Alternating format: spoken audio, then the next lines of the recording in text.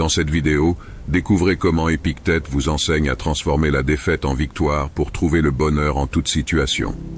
Restez avec nous pour explorer ces enseignements intemporels sur la sagesse et l'épanouissement. Commençons. Quand on entre dans une compétition, il est courant de voir les choses en noir et blanc.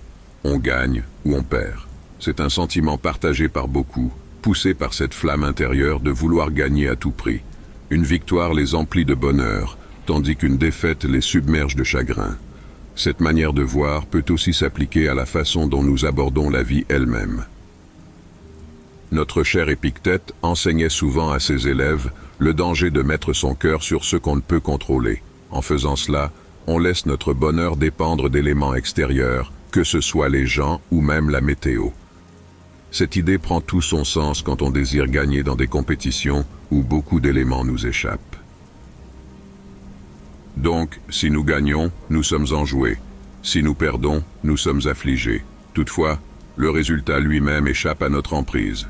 Dans le cadre des compétitions sportives, par exemple, nous avons la capacité de gérer notre entraînement, notre discipline, nos efforts, ainsi que notre performance le jour de la compétition.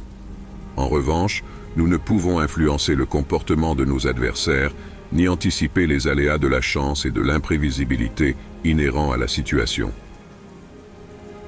Cependant, nombre d'entre nous abhorrent la défaite. Pour beaucoup, elle constitue une expérience pénible qui ébranle leur estime de soi. Épictète avance néanmoins qu'il est possible de remporter la victoire dans toutes les circonstances, pour peu que nous adoptions la bonne mentalité et la bonne attitude. Épictète narre l'histoire d'un musicien qui jouait avec aisance chez lui, mais perdait tous ses moyens et devenait paralysé lorsqu'il se produisait en public. Cette réaction ne découlait pas d'un manque de compétences, mais du désir de quelque chose qui échappait à son contrôle. Les applaudissements, les éloges et l'approbation du public. En aspirant à ce qui dépassait ses possibilités, il ressentait de l'anxiété pendant sa préparation et éprouvait un sentiment de défaite lorsqu'il ne recevait pas ce qu'il désirait. Épictète critique le musicien non seulement pour sa quête impossible, mais aussi pour avoir oublié ce qu'il désirait réellement. Rechercher l'approbation du public était vain et incertain, car cela ne dépendait pas de lui. Désirer ce qui échappe à notre contrôle nous plonge dans l'incertitude, peu importe nos actions. Essayer de contrôler l'avenir et d'envisager toutes les possibilités accroît notre anxiété, car nous tentons de maîtriser l'inéluctable au-delà de notre emprise. La source de cette peur et de cette inquiétude réside dans le désir de ce qui échappe à notre contrôle. Désirer l'approbation des autres signifie accepter le risque de ne pas l'obtenir, tout comme le désir de victoire dans des compétitions tributaires de facteurs externes signifie accepter le risque de la défaite. Épictète enseigne à ses étudiants que les autres n'ont aucune emprise sur nos actions et nos paroles. Ils ne prêtent guère attention aux choses que les autres contrôlent et ne recherchent nullement l'approbation d'autrui. Il se soucie peu de l'impression qu'il peut laisser, une dimension qui ne dépend pas de lui. Il comprend que l'impression qu'il laisse est hors de son contrôle, entre les mains d'autrui.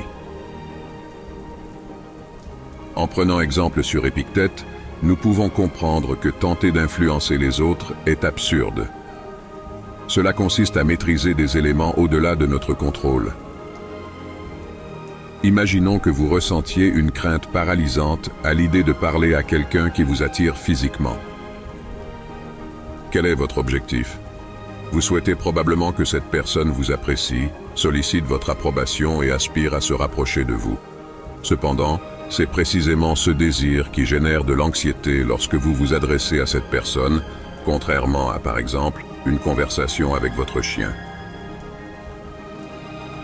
Alors, qu'est-ce qui constitue la pire issue possible ? Le rejet, sous une forme ou une autre, représente la principale source d'anxiété liée à la perspective de la victoire et de la défaite. Cependant, et si nous pouvions inverser la tendance et faire de la défaite, plutôt que de la victoire notre objectif ? Viktor Frankl, un psychiatre survivant de l'Holocauste, a utilisé cette intention paradoxale. Cela signifie vouloir ce qu'on craint. Par exemple, si vous avez peur de bégayer, cherchez à bégayer. Cette démarche chasse la peur et vous fait accepter la situation. Au lieu de craindre l'échec, vous le voulez. Et paradoxalement, en ne craignant plus le bégaiement, vous bégayerez probablement moins. Le cœur du problème n'est pas l'échec lui-même, mais comment nous le percevons. Si l'échec ne nous dérange pas et que nous l'acceptons, il ne nous affectera pas car il sera en accord avec ceux que nous souhaitons. De cette manière, un échec peut devenir une réussite. Dans cette vidéo, on a exploré la pensée d'Épictète. Son idée principale est de ne pas chercher à contrôler ce qui est hors de notre portée, comme les opinions des autres ou les issues incertaines. Plutôt que de redouter l'échec, il nous montre comment l'accepter, voire le souhaiter, pour transformer nos peurs en chances de progresser. Cela nous dit que le vrai succès vient de comment on réagit, de nos décisions et de notre morale. En suivant cette vision, on réalise que le bonheur ne vient pas de ceux qui nous entourent, mais de notre manière de penser. Gardons ces leçons en tête et mettons-les en pratique chaque jour pour vivre en paix, avec force et réussite véritable. Chacun de vous possède en lui une force incroyable, une étincelle qui, même dans les moments les plus sombres, ne s'éteint jamais. Rappelez-vous que chaque défi, chaque échec, est une étape vers le succès.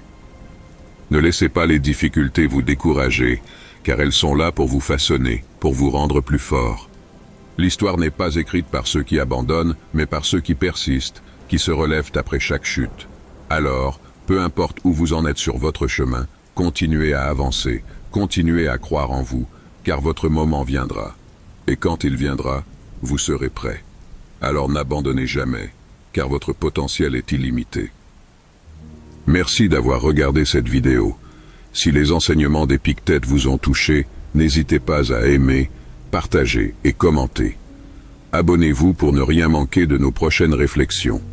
Rappelez-vous, le vrai bonheur vient de l'intérieur.